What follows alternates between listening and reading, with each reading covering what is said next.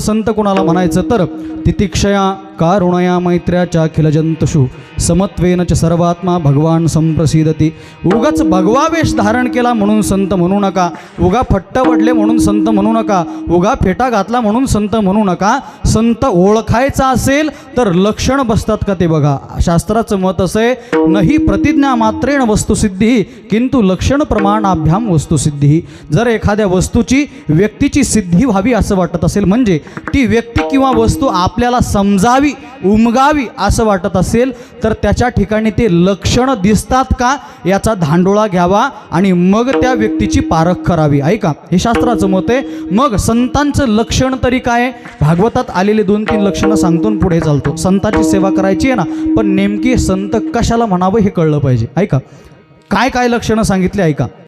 तितिक्षया कारुणया मैत्र्याच्या अखिल जंतुषु समत्वेन च सर्वात्मा भगवान संप्रसिदती। हे 5 लक्षणं जर त्याच्या ठिकाणी असतील तरच त्याला संत म्हणा। पहिलं लक्षण तितिक्षया, तो तितिक्षी असला पाहिजे। तितिक्षी म्हणजे तो सहनशील असला पाहिजे। किती सहनशील? या भूमाते एवढा सहनशील असला पाहिजे, या धरणी एवढा, या पृथ्वी एवढा सहनशील असला पाहिजे। पृथ्वी किती सहनशील आहे माहिती तुम्हाला? आपण शेतकरी माणसं आहोत सगळे, बरोबर आहे? सगळे शेतकरी माणसं तुम्ही दर 10 वर्षाला जमीन नांगरता, बरोबर आहे ना? दर 10 वर्षाला आपण जमीन नांगरतो, पेरतो। वर्षी जमीन नांगरतो, बरं नुसती नांगरत नाही, तिच्यामध्ये बोर सारखे 200-300 फुटाचे बोर त्याच्यामध्ये घेतो, खड्डे त्याच्यामध्ये घेतो, विहिरीसारखे आपण गड्डे जमिनीमध्ये घेतो। माऊली ज्ञानोबराय म्हणतात का फाळ घालून नांगरिली, जरी आपण तिला फाळ घालून जरी नांगरिली ना तर देत असताना काय देते हो आपल्याला? सोन्यासारखं धान्य आपल्याला प्रदान करते। एवढी सहनशीलता ज्याच्याकडे असेल त्याला संत म्हणा। एवढी सहनशीलता असली पाहिजे। अजून बोलू, माझ्या नाथ बाबा एवढी सहनशीलता असली पाहिजे। यौवन कळतं का तुम्हाला? मुसलमानाचा व्यक्ती नाथ बाबाच्या अंगावरती किती वेळेस थुकला? 108 वेळेस थुकला। थुंकी संपली, घसा कोरडा पडला आणि चरणावरती लोटांगण घातलं, बाबा एवढ्या वेळेस थुंकलो मी तुमच्या अंगावरती, तुम्ही काहीच बोलले नाही। नाथबाबांनी सांगितलं, बाबा अरे थुंकणं जरी तुझा स्वभाव असला तर माझा स्वभाव तुला काही बोलणं नाही, माझा स्वभाव एवढाच आहे की ते सहन करून तुला उपदेश करणं। आणि ऐक, मी तुला ठरवलं असतं तर नाथबाबांनी एक भ्रुकुटीवर केली असती तर जळून भस्म केला असता त्याला, परंतु तसं नाही केलं। काय केलं नाथबाबांनी? गावरे थुंकला प्रसाद देवोने मुक्त केला। बरं मला सांगा, तोच यौवन तुमच्या अंगावरती एक वेळेस थुकला असता तर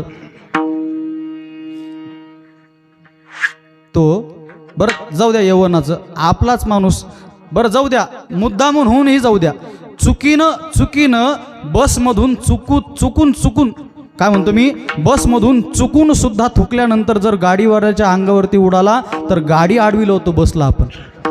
एवढी सहनशीलता असते आपल्याकडे। याला संत म्हणता येत नाही। संत त्याला म्हणावं कितीही समोरच्यानं आपले अपराध केले तरी सुद्धा ते अपराध पोटात घालण्याची ज्याच्यात ताकद आहे ना त्याला सहनशीलता म्हणा। ही सहनशीलता ज्याच्याकडे त्याला संत म्हणा। पहिलं लक्षण तितिक्षया कारुणया, त्याच्या ठिकाणी करुणा असली पाहिजे। करुणा म्हणजे दया असली पाहिजे, त्याला कीव आली पाहिजे, करुणा आली पाहिजे, त्याला दया आली पाहिजे। दया कशाला म्हणतात? आता दया ते ऐसी पूर्णचंद्रिका जैसी निववितान कडसी साने थोर। माऊली ज्ञानोबराय म्हणतात त्या दयेला लहान कोण आणि मोठा कोण हे कळत नाही। ती होत असताना लहान्यावरही त्याच पद्धतीनं होते आणि मोठ्यावरतीही त्याच पद्धतीनं होते। कशाप्रमाणे? जसं पौर्णिमेचं चांदणं माझ्या घरावरती चांगलं शीतळ पडतं आणि तुमच्या घरावरती तापतं, नाही का? काय म्हणणं तुमचं?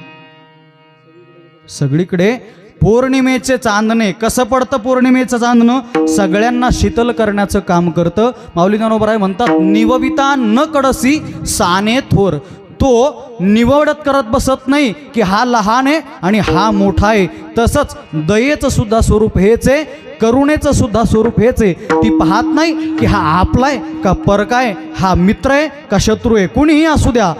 परेवा बंधुवर्गेवा मित्रे द्वेष्टे आरिवा सदा आपन्ने रक्षितव्यंतु दयेशा परिकीर्तिता। दयेची व्याख्या सांगितली। आपला असू द्या, परका असू द्या, मित्र असू द्या, शत्रू असू द्या, कोणीही जरी असला ना तरी सुद्धा त्याच्यावरती समान करुणा करणं हिचं नाव दया आहे। आणि असा जो करुणामय असणार आहे, कशी करुणा असावी?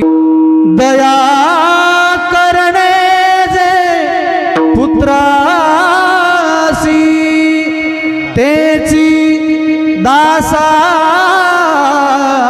आणि दासी. आपल्या मुलावरती जी दया करतो तीच दया जर नोकरावरती करत असेल, जे प्रेम आपल्या मुलावरती करतो, जी भावना आपल्या मुलाबद्दल आहे तीच भावना जर दासदासीबद्दलही असेल तर तिचं नाव खरी दया आहे. विठ्ठल हो हो. आणि अशी करुणा अशी दया, दया ज्याच्या अंतकरणात असेल त्याला संत म्हणा कारुणया. मैत्र्या चाखिल जंतुषु, सगळ्या जंतू म्हणजे सगळ्या जीवांशी जो मैत्री भावानं राहतो, ज्याचा कुणीच जगात शत्रू नाही, अजात शत्रू ज्याला म्हटलं जातं, जगतात कुणी शत्रू नाही, अजात शत्रू जो आहे त्याला संत म्हणा.